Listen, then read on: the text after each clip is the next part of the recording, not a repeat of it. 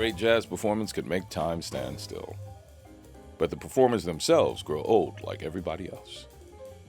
As time goes by, they may end up being cared for by others, or being caregivers themselves. And often, when that time comes, music is the medicine that sustains them. Love, the glue that binds them.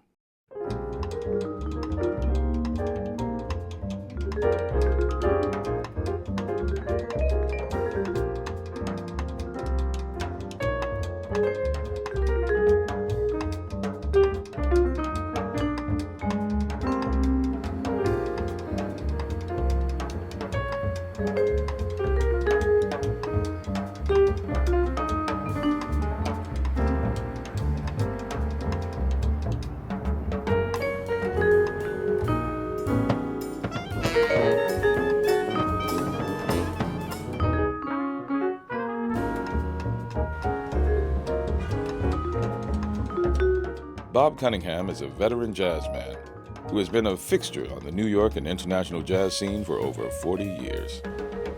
He and his wife, Vonda, live in Brooklyn. I used to have a brownstone in Harlem, and a group of us used to have brownstone parlor concerts. Bob lived in East New York, and I guess sort of as a condition to doing it for free, he said he needed a ride. She was kind enough to choose me to. The bass was in the car, so like the body of the bass was in the back, and the neck was coming across the front of the car. And so we couldn't even really see each other while we were driving. But you know, we talked and we had a lot in common. Yeah, we were harmonious. We got married at a friend's house. I came down the steps by myself, and then Bob played the bass for me to come down the steps. Interesting twist, and a lot of people thought we were crazy at the time, but we're both only children. And so our mothers actually stood with us for our wedding, and we took them on the trip. So they had their room, and they had a chance to get to know each other on another deck, way of somewhere else.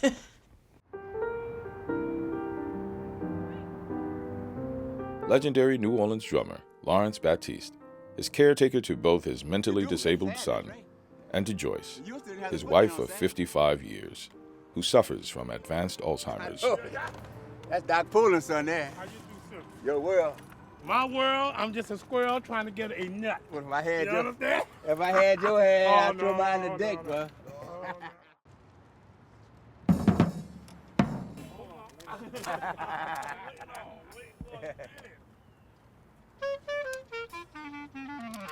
On a Sunday, the Jolly Bunch used to come from back there. And we'd be sitting down eating at the table. All of a sudden, we just have to go, whoa, And everybody leave the whoa, table. and we jump up right outside. Yep. And a matter of fact, a funny story is that my mama was carrying me. And so the Jolly Bunch was coming through. My mama ran out there and started second line with them down the street. So my grandma said, you better come in here, you're marking that baby. And that's what happened. That's what happened, yeah.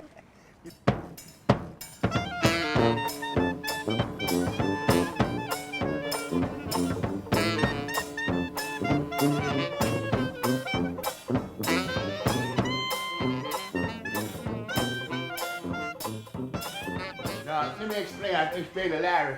See, I take care of everything in the house. So this is my desk, my bed. I keep my medicines there, out the way of my wife, because she'll touch them. So that's why I just. Then that back room back there is everything room. It's a washroom. My daughter sleep back there. Antoine sleep back there. So when you get back there, you can close your eyes. We got actually four people that's sick in here.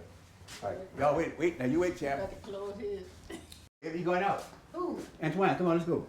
Antoine and As a matter of fact, his name's after Fats Domino. why do you think you can't stay? He gotta be. No, you going too, come on. Come on, Joy. No, you're gonna be all right, Joy. Come on.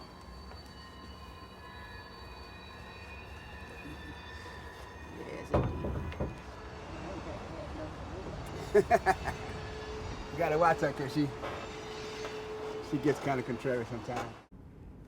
what I'm doing right now, I saw that happen when I was a child, you know? So we always took care of the family members.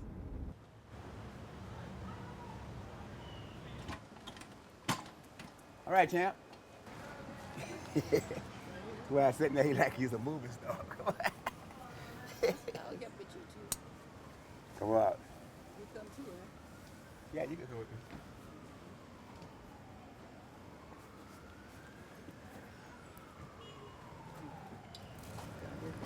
Oh, yeah.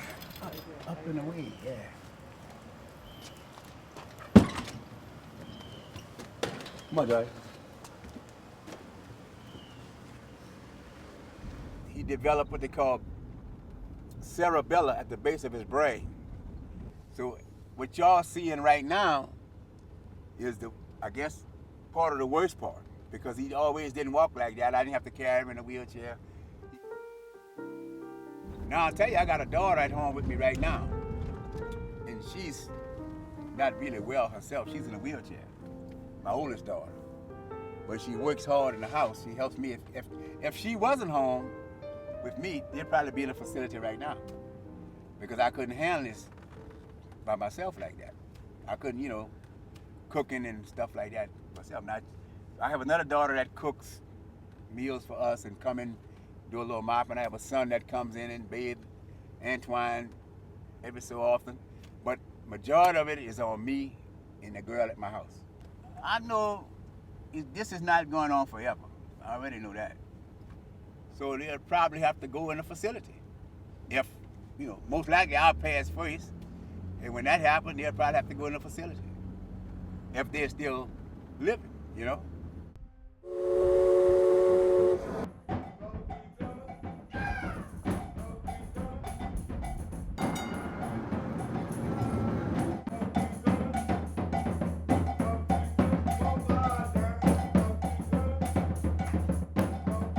The Mardi Gras Indians are a relatively unknown part of New Orleans culture and have a ranking structure that includes kings, queens, dukes, and duchesses.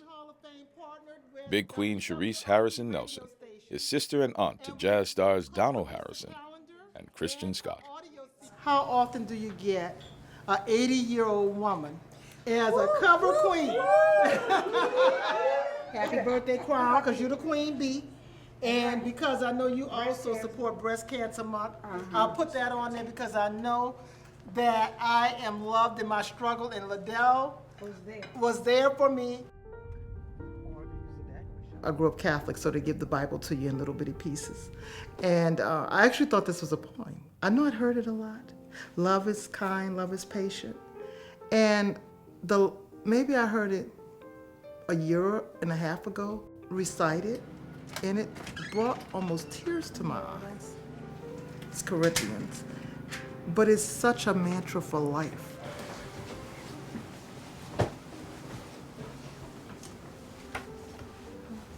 You're not gonna, This just looks cute. Cuteness. Makes me look like a cute cripple. One of the things that I did, and I guess it's because of the whole federal levee break issue, was to think about infrastructure for the city and for our lives. For instance, with Joe. Joe lived in a little tiny apartment. Joe, you got on your shirt backwards. Showing them, showing them is big. Showing them is got on back. And I knew that Joe was older. He was on a limited income, and Habitat had the Musicians Village. And so I went to find out, were they gonna open that opportunity up to indigenous artists? And they said, yes, it would be open to Mardi Gras Indians and Social and Pleasure Club brass band. And so at 80 years old, he became a first-time homeowner. We about to get it started without any further ado. New Orleans on Hot 8 Brass Band. Across town, trumpet player Alvarez Big Al Huntley of the Grammy-nominated internationally famous Hot 8 Brass Band is caretaker to his grandmother and to a large circle of family and friends.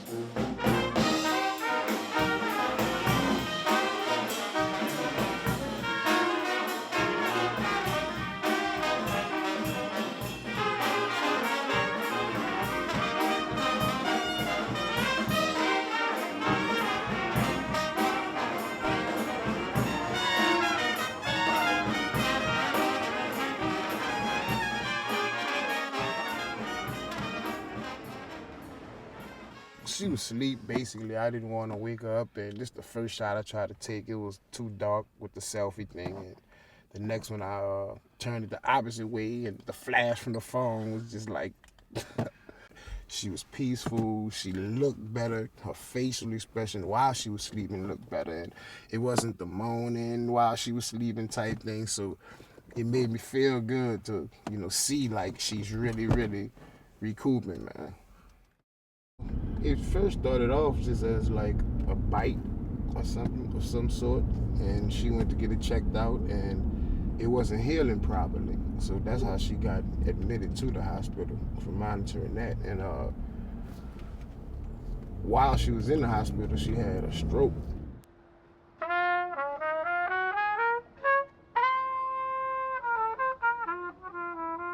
He's the only male in his family. So I think that a lot of times in New Orleans, when you have this one male figure, he becomes that person who's responsible for quite a bit. Responsible for the family, responsible for the bills, responsible to make sure everybody's taken care of. I live with her, basically. So I'm there, like, every day. Even though I'm so busy, I'm still there every day. And everybody else, you know, they have their own separate lives that they're dealing with. Not saying that they don't care or they don't chip in or help out, because they all do, but I have no kids, I have no separate life. It's me and my dog, and we both live there, so.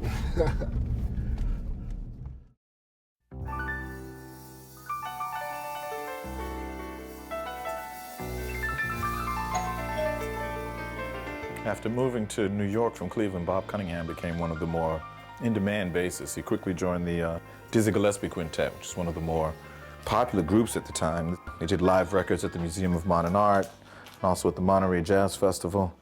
Bob also recorded with Freddie Hubbard. He was in Yusef Lateef's band for a number of years, and that band recorded prolifically, actually. Live at the Keystone Corner, which was a great record. He's got several albums of his own name. He was really known for his particular sound and the way he walked and that bottom that he provided to a number of groups.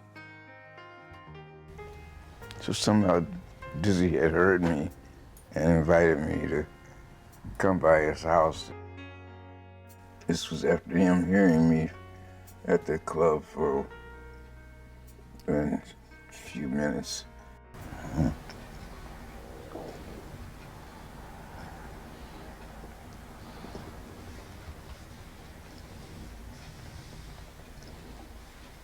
He'd had a couple of what they call mini strokes, TIAs, which seemed to have the primary effect was cognitive, you know, like short-term memory loss to some degree, that kind of thing. The weakness on the right side, because what happened was his right leg, his right arm, hand, all became really weak. It turned out that was because of the cervical spine. It's where the vertebrae kind of crowd the spinal cord, squeeze it, and you lose some of the the nerve transmission through the spinal cord. And he really was not able to play the bass at all. One of my coworkers just got married this summer. He knows about Bob, and he was asking me, how things are going. And I told him a little bit about it. And I said to him, because since he had just taken his vows, I said, okay, so this is the for worse and the in sickness part of the vows.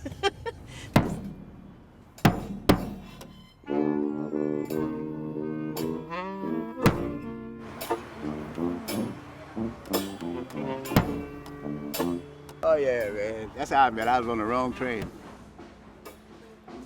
When I got to Memphis, my wife got on. I was reading a book. I was reading a magazine, and so when she got on, I checked her out. I said, I'm gonna give this chick this book, so I could talk to her. So I gave her the book and struck up a conversation. And while we were talking, the conductor came to me and he said, "Missing your ticket?" I said, "Okay, yeah." He said, "You on the wrong train." I said, "Wrong train?" So I got my wife's name. I didn't write it down, but I remember the numbers. There you have it. So I said, I'm gonna come see you. So she told her sister-in-law that a soldier was coming to see her. But I forgot my wife's name. I couldn't remember her name. I said, what am I gonna call this girl? When I get to the door. So when I knocked on the door, the sister-in-law answered the door. That was her brother's wife. She said, "Oh, you come to see Joyce?" I said, "Yeah, that's right. I come to see Joyce." So 55 years later, and 5 children, and broke from being on the wrong train. You know? Oh yeah, man. That's how I met. I was on the wrong train, but been together all that time. Yeah. I always look at it as quality of life issues. How do you enhance somebody's quality of life? Taking Joe to lunch once a month, although his memory is a little shaky. Our relationship is she's just like a daughter of mine, you know? That's the way I look at her, like a daughter of mine. And everything she does, it points that way. Before I started doing that, he said he hadn't been really in a restaurant to sit down and eat since we had gone to Martinique, and that was in the 1990s. My daddy, when he became an ancestor, said, "Okay, to you I leave Joe." So when I wanted to participate, my father said, "No, it wasn't for me." Basically, he actually said, "No good, not for you." And so I didn't want to seem like I was crushed by that, although I was. And so I looked at Joe and I said, "Well, Joe, can I mask with you?" And you said, Yeah. and that's how I became second queen. The common narrative is that it is an homage to the mutual struggles of freedom and self-actualization of Native Americans and African origin people. I took this, what she was talking about, I took this real serious because to me, it had meaning. It had meaning. And I understood the meaning more than I did just the beauty in the costume. I think a lot of it stems from Hurricane Katrina 10 years ago. Al was actually here during the storm. He stayed for the storm. He was rescued probably 3 or 4 days after the storm actually made landfall here in New Orleans. Going through the Katrina thing and being away from family, I already lost all my material possessions, like pictures, all that stuff. We don't even have that kind of stuff anymore. So, like, it made you appreciate the value of family just on a different level. Since then, his family's been spread out. All of us were spread out. Everybody in New Orleans was spread out. So he has a sister in Houston. You know, it's not easy to get a job. It's not like it used to be where you went to college and you get handed a job anymore. Along with that, she started having some health issues along with not working, not having the insurance that she had, and medical bills. It just got drastic. He's an employed musician and he's working all the time, and a lot of people lean on him. Help out with bills, help out with the medicines, the treatments that she needs. Really helping us stay alive right now. Do you worry about him that maybe at some point it'll be more than he can deal with? Oh my gosh. Yes. The doctors already told us, like, she'll need us to do 90% of everything for her, like, in the beginning, coming home. So throughout the family, we already talked, and my aunts and everybody said they'll pitch in and help out with my traveling and everything, especially. But when I'm here in the city, I'll need to be home more now, so.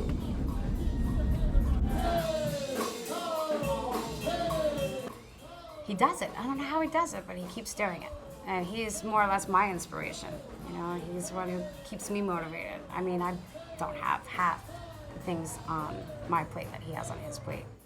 I get paid to travel the world and perform for people to make them happy. I change people's mood and inspire people, so that's kind of payment enough for me.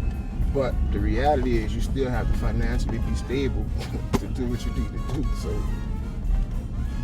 And every now and then I'll call Big Al and say, "I'm so stressed out, I can't take it." It's like, okay, come on, let's hang out, let's go to the park, let's go for a walk, let's go listen to music, and that's what we do. And then we just kind of exchange stories. I'm like, oh, I have no problems.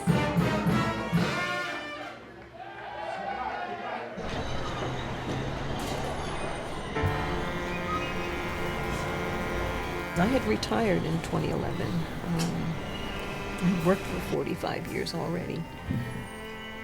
So I was retired when this happened, and but after about a year of being a 24/7 caregiver, I said, you know what, I think I better go back to work. I needed some balance in my life. We haven't really had any chance to travel since this happened, but I'm excited to say that this Thursday we're actually going on the Blue Note Jazz at Sea cruise. We're sailing on the Queen Mary to England, so this will be the first trip we've taken since this happened. I'm looking forward to it, but I'm a little nervous too. It's like dying and going to heaven. Thank you for this food you're about to receive. Got angels looking over me.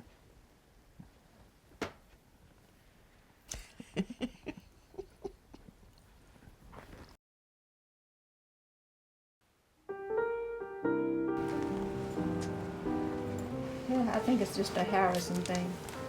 You know, first it came from her father, who was a person, if you heard Joe talk,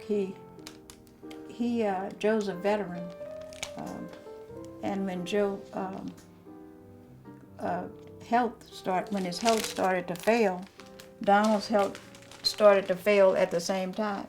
But Donald didn't just care about himself and trying to get benefits or whatever that he needed because he was not able to work the way he had worked. He was a man that held 2, 3 jobs at a time, believed in, doing what was right by his family and friends to a fault.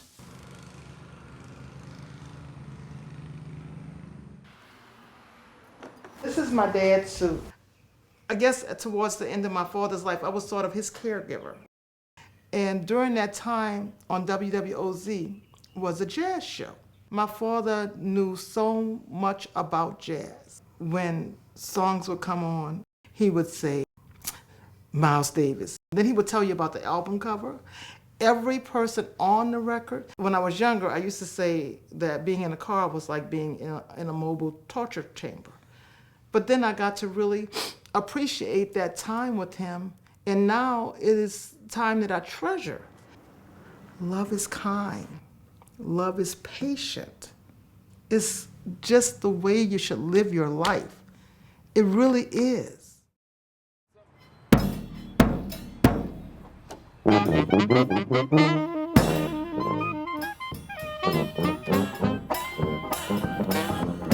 Mardi Gras parades, they call it that. Every night, we got our coats on out. The little boys would come through. I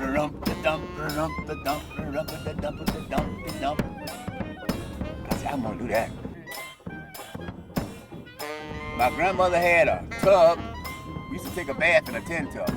She had an old one out there with a hole in it. But I wasn't gonna beat on her roof. She had an old chair that was out there too with some of the back missing.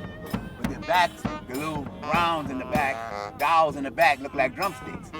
So I took 2 of them out. And I beat on that old tub.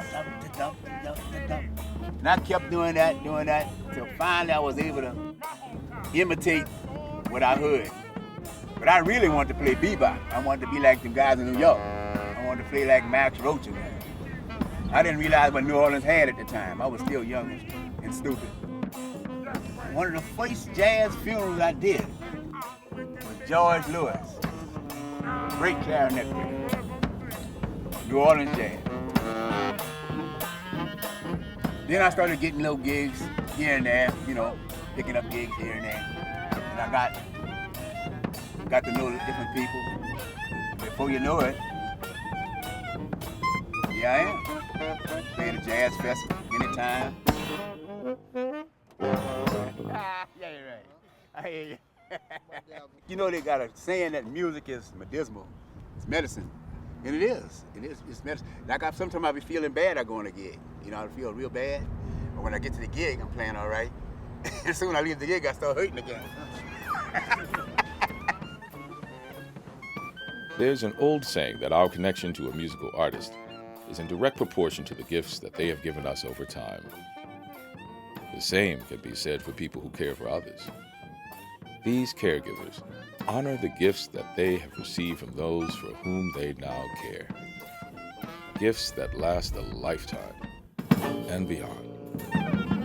By so doing, they make us all just a little bit better. I'm just hanging out, me and my bass, you know. And we got the answer to all your problems. Oh, yeah? Oh, yeah? Oh, let's hear it, Bob. Tell us about it. Psychologist? Tell us about it. I ain't no psychologist, but check this out. You know, this will cool you out. Cools me out, might as well cool you out, too. Listen to this story.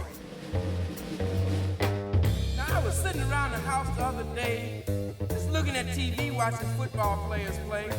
But my team was losing, so it wasn't even funny. And old dumb me, I done bet all my rent money. Why, I got so shook, I couldn't hardly even talk.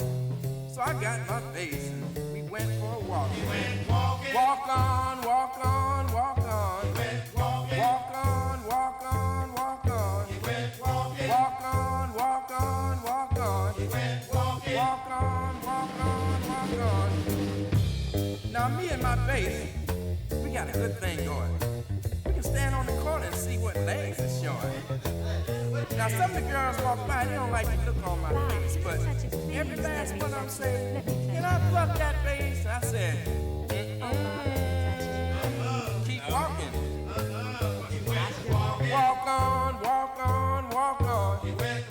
Walk on, walk on, walk on. I walk on, walk on, walk on. I walk on, walk on, walk on. Now we must have walked about a mile or more. I commenced getting tired because my feet was getting sore. So I said, hey, bass, we done walked pretty far. Let's go have us a taste in this soulful looking bar. So we walked in and ordered tea. The bartender standing there like he don't know what to do. So I said, hey, man, why that look on your face? And he said, first time in my life I ever seen her drinking bass.